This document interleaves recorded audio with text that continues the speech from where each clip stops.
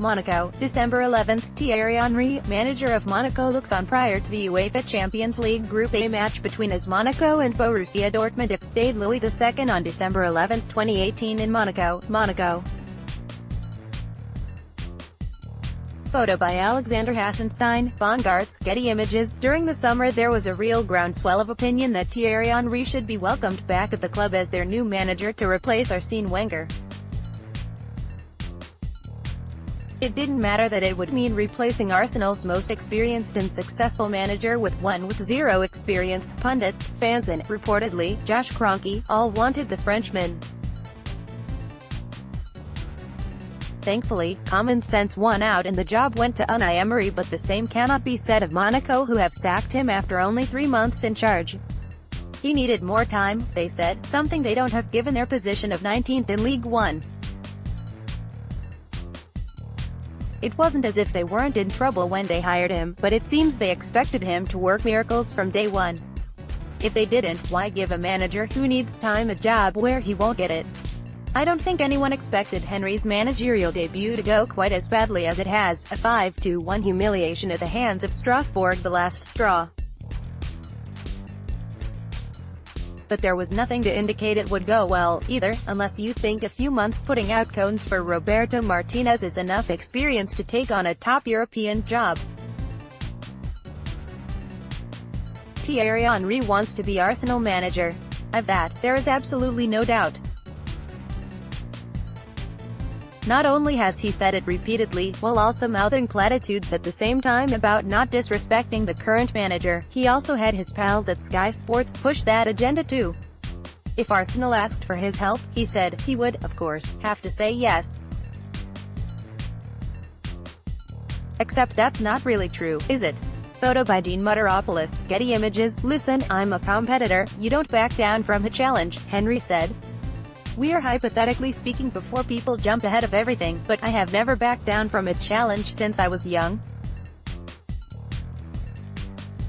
If you love a place and they ask, I repeat, they ask for help, you are always going to say yes. If I had listened to people who were talking about where I was going to be, I would not have been here.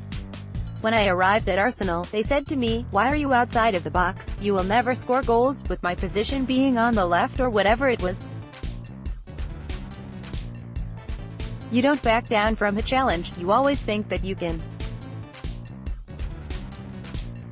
When I came back to play for Arsenal, everybody, all my friends were saying, it can only tarnish your legacy, why are you going back there? If you love a place and they ask, I repeat, they ask for help, you are always going to say yes.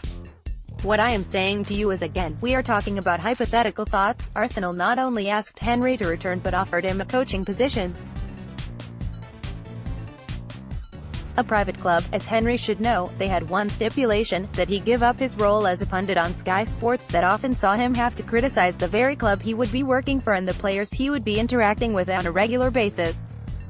He refused. Henry then took up an assistant role with the Belgian national team. Not a club side, but a national one that meets far less frequently and comes with much more free time for, well, punditing, I guess. When I told my teachers in school I wanted to be a journalist, they told me it was too hard an industry to get into and to choose something else. I opted to leave school instead and bum around in dead-end admin jobs for a few years. Then I decided I was going to go for it. I spotted an ad from a magazine looking for a salesperson, figured they might need some other staff, phoned them up and sold myself. I told them I had no professional writing experience but plenty of admin knowledge and was happy to be the general office dog spotty for half the pay I was currently earning, i.e. £80 a week, if the editor would give me a chance to write. It didn't matter that I knew nothing about architecture and it was an architectural magazine.